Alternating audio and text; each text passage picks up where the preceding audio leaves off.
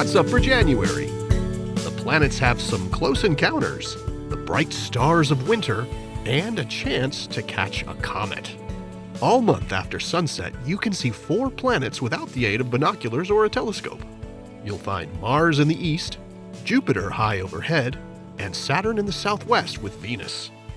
January 2nd finds the Moon and Mars high in the southeast after sunset in a lovely grouping with the Pleiades and Aldebaran. Then from about January 18th to the 24th, watch Venus cross paths with Saturn as the glow of sunset fades. Look for the pair low in the southwest about 45 minutes after the sun dips below the horizon. The 2 planets appear their closest on January 22nd when they'll be only 1/3 of a degree apart on the sky. You'll be able to capture both of them in the same field of view through binoculars or a small telescope. On the 23rd, the 2 planets are still only a degree apart and will be joined by a slim crescent moon. And on January 25th, looking to the southwest 30 to 45 minutes after sunset, look high above Venus and Saturn to find the moon only a degree apart from Jupiter, about halfway up the sky.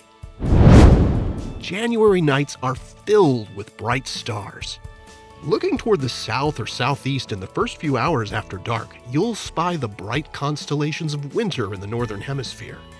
Of course, there's Orion, the hunter, the big dog constellation Canis Major, and the lesser-known little dog Canis Minor with its bright star Procyon. And Y-shaped Taurus, the bull, includes the bright Hyades and Pleiades star clusters. And just east of Orion, you'll find the bright stars Castor and Pollux, which form the heads of the twins in Gemini.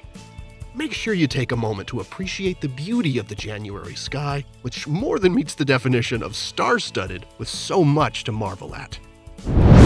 A recently discovered comet is now passing through the inner solar system and should be visible with a telescope and likely with binoculars.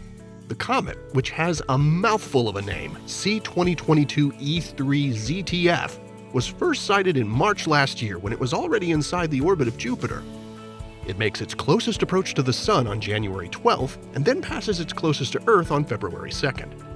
Comets are notoriously unpredictable, but if this one continues its current trend in brightness, it'll be easy to spot with binoculars, and it's just possible it could become visible to the unaided eye under dark skies. Observers in the northern hemisphere will find the comet in the morning sky as it moves swiftly toward the northwest during January. It'll become visible in the southern hemisphere in early February. This comet isn't expected to be quite the spectacle that Comet Neowise was back in 2020, but it's still an awesome opportunity to make a personal connection with an icy visitor from the distant outer solar system. Here are the phases of the moon for January. Stay up to date with all of NASA's missions to explore the solar system and beyond at nasa.gov. I'm Preston Dykes from NASA's Jet Propulsion Laboratory, and that's what's up for this month.